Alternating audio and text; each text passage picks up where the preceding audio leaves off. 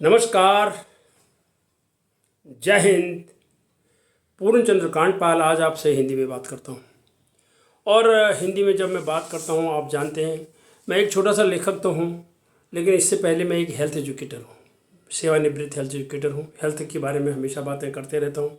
मैंने मधुमेह, मोटापा, टीबी, भोजन संबंधी, स्वास्थ्य संबंधी कई विषयों पर अभी तक वीडियो बनाए हैं, और छोटे मोटे वीडियो में मैं जनजागृति के तौर पर इनकी चर्चा करते रहता हूँ।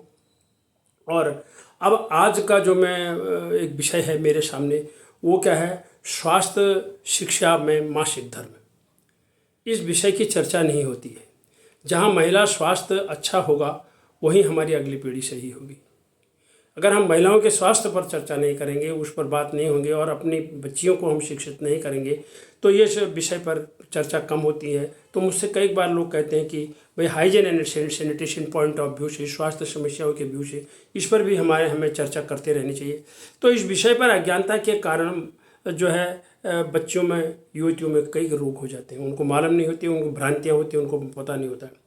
अब मैं आपको बताना चाहता हूँ कि प्रति वर्ष 28 मई को मासिक धर्म स्वच्छता दिवस हमारे देश में मनाया जाता है। इस दिन इसके बारे में लोगों को समझाया जाता है, खास करके महिलाओं को समझाया जाता है और बताया जाता है कि कैसे इसमें स्वच्छता बनाई जाए। ये अपवित्रता नहीं है, बल्कि अस्वच्छता होती है। कुछ लोग कहते हैं महिला अपवित्र हो गई, ऐसा इसमें कुछ भी नहीं होता।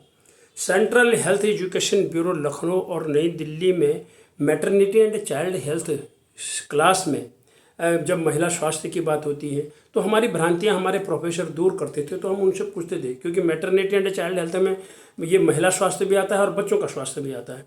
इस विषय पर चर्चा नहीं होती है, जबकि ये बहुत महत्वपूर्ण विषय है। अब मैं आपको आगे बताना चाहता हूँ कि ये मासिक धर्म, जिसकी मैं आज चर्चा आपके साथ करना चाहता हूँ, सूक्ष्म में करूँगा, वो क्या है? इसको कोई माहवारी कहते हैं, कोई पीरियड कहते हैं, कोई मासिक चक्र कहते हैं, कोई रजोवृत्ति रजस्वला कहते हैं, अंग्रेजी में इसको मेंस्ट्रुएशन कहते हैं। ये किसी भी नारी में इसका होना, ये अच्छी हेल्थ का सूचक माना जाता है। मातृत्व सुख उसी महिला को मिल सकता है उसका जिसका प्रजनन तंत्र सही होगा, उसी में ये मासिक चक्र होता है। तो प्रत्येक नारी में कहाँ से ये शुरू होता है? जब उसकी उम्र 12 साल, यानी वो बच्ची होती है 12 साल से, और 52 साल तक ये चलता है। इसको 52 साल के बाद इसको मेनोपॉज हो जाती है, तो रजोवृत्ति वहाँ पर से समाप्त हो जाती है। तो इस दौरान जो है उसके प्रजनन तंत्र में 2-3 दिन तक रक्तस्राव होता है, जिससे लड़कियों में, छोटी बच्चियों में क्योंकि वो 12 साल की है, 13 साल की है, कहीं कहीं पर अगर स्वास्थ्य कमज़ोर होता है तो 15 साल में भी होता है, तो उनको ये पता लगता नहीं है कि ये क्या समस्या मेरे सामने। जब उनको तो इस बारे में किसी ने कोई ज्ञान दिया ही नहीं है। तो यह नियमित होता है 28 दिन में, इसीलिए इसको 28 मई रखा गया है। तो क्योंकि चक्र, इसीलिए इसका नाम मासिक है। कोई लोग इसको पीरियड जो कहते हैं, ये महीना इसलिए कहते हैं क्योंकि ये 28 दिन की साइकिल इसकी होती है, और ये हार्मोन कंट्रोल्ड होता है। वो आगे जाके मैं किसी और एपिसोड में आपको बताऊंगा। और गर्भवती होते ही ये बंद हो जाता है, उस दौरान में ये नहीं होता है। और कुछ लोगों में जो है, इस लड़की की शादी करने से पहले प्री मैरिटल कोर्स कराया जाता है, उसमें शिक्षा दी जाती है कि उनको सब कुछ इस बारे में समझाया जाए।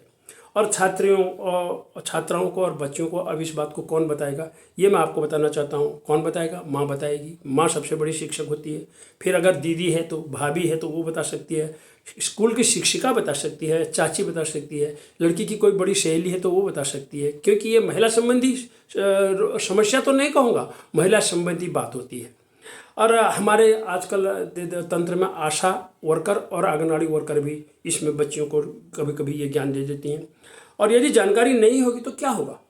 क्या होगा कि प्रजनन तंत्र, जो रिप्रोडक्टिव सिस्टम है, उसमें बीमारियां होने लगेंगी।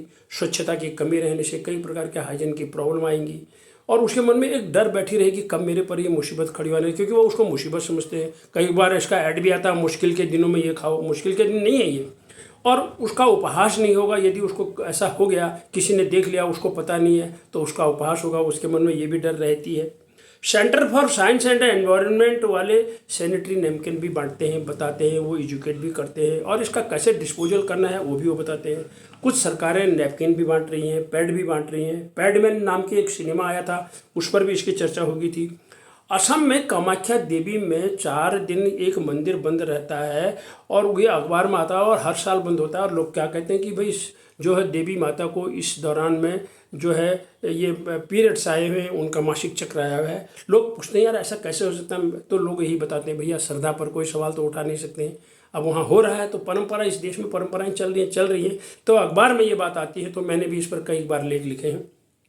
और मेरा लेख है उसमें कि 4 दिन अपवित्र क्यों, बल्कि ये अपवित्रता नहीं है बल्कि अस्वच्छता के कारण तकलीफें होती हैं।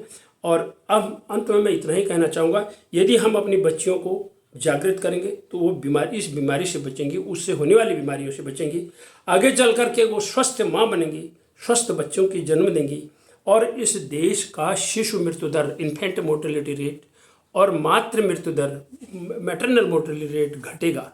हमारी अगली जनरेशन अच्छी होगी, हमारा देश स्वस्थ रहेगा। इसलिए हमें अपनी बच्चियों से किसी भी प्रकार से इस भ्रांति को दूर करते हुए इसकी चर्चा करनी चाहिए कि ये कोई रोग नहीं होता है, ये कुदरत की सौंपी हुई एक चीज़ होती है और अच्छे स्वास्थ्य का सूचक होता है। इन्हीं शब्दों के साथ नमस्कार, धन्यवाद।